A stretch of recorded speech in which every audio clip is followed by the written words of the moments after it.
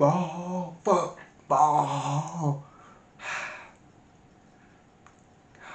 Back to earth, I guess, for the Jacksonville Jaguars. Oh my god.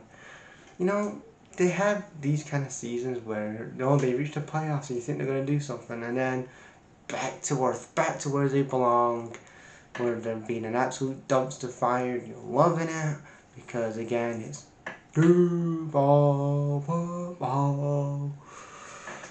So anyway, you go into the 2024 season with Doug Pearson still as your head coach. You have Doug Pearson as your head coach. You give Trevor Lawrence that big contract.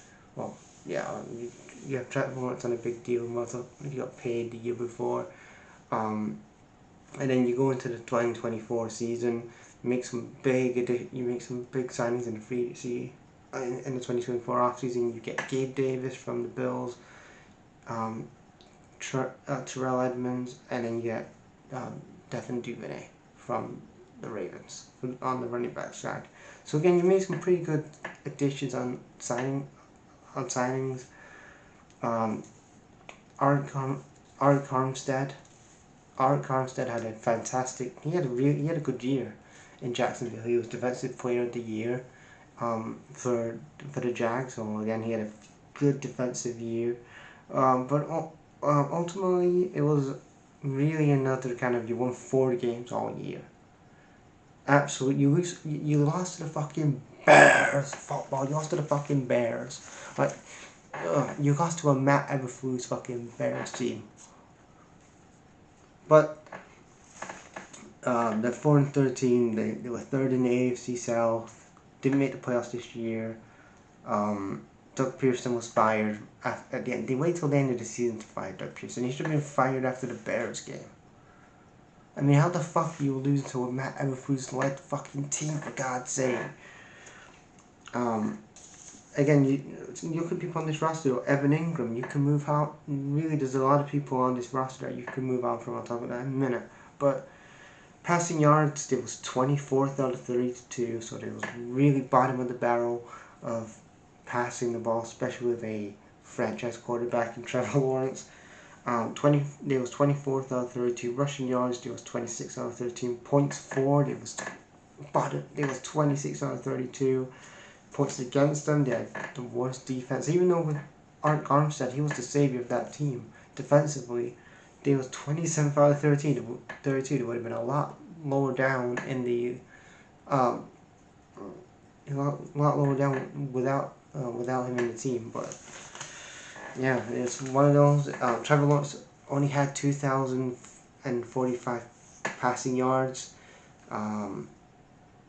They had 766 rushing yards.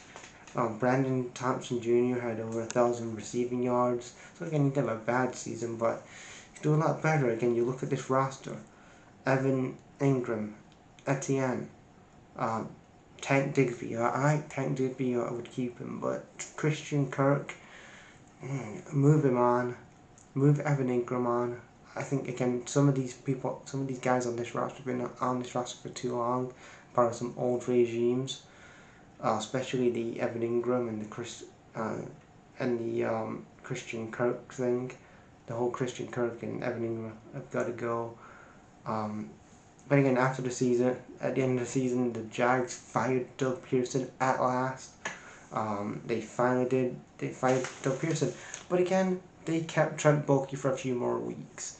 And then there was this whole thing in Jacksonville where Shad Khan comes out and he's on a press conference with Trent Baalke.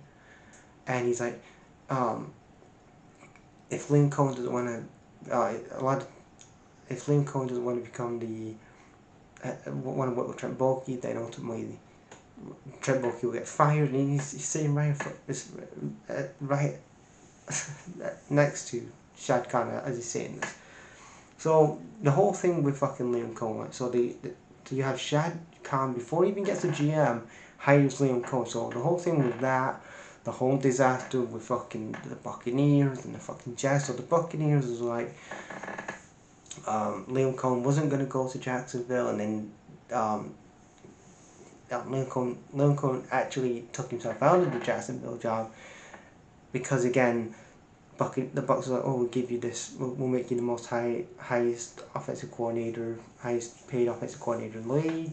But again, still go for the interview, ignore the Rooney Rule, and still go for the interview and get some experience. So he went for the interview, and ultimately he went behind he took the job. There was this whole thing with Jacksonville, and then Jacksonville still didn't have a GM in place, and then you've got Shad Khan hiring James Gladstone, who came from the Rams. He's been part of the Rams front office for a number of years, being an assistant for the Rams for a number of years. So again, kind of been around for a while, gets his first GM job. But again, what is this new thing now with the NFL owners when they want to hire a head coach before the GM? Because the head coach, the GM, might not want to work with Liam Cohen. He might not want to work with they might not see eye to eye, and that's not going to do well for the team because again, the GM's going to talk to the team president, who talks to the owner to finance the finances, and it's just one big disaster. So anyway, Liam Cohen's there, and first press conference he does the stupid. And I'm not laughing at it because Dan Campbell did the same a number of years ago, and he was mocked, Dan Campbell, years ago for his little press conference he did in Detroit. So I'm not saying shit about that, but this whole thing with the Buccaneers and Jacksonville, Liam Cohen, and fucking Shad Khan was all stupid. Again, is it gonna work out? It just shows that Liam Cohen didn't give he did some good work with Baker Mayfield, so let's see what he can do with Trevor Lawrence and see if he can try to revise this Jacksonville team. Because again, it's not really bad, but again, they had to get rid of Trent Baalke, they had to get rid of Doug Pearson, especially Trent Baalke. He was fucking the guy.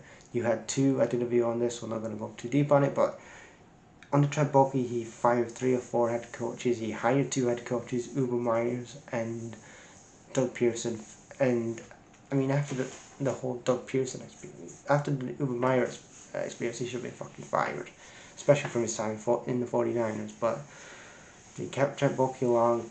He's gone now. James Gladstone comes in. Let's see what he can do in Jacksonville. Let's see what Liam Cohen can do, and let's see what they can do. But again, they've got $32 million in cap space. They do have a first-round pick, 5th overall. Their needs, they especially need to work on that defensive side of the ball.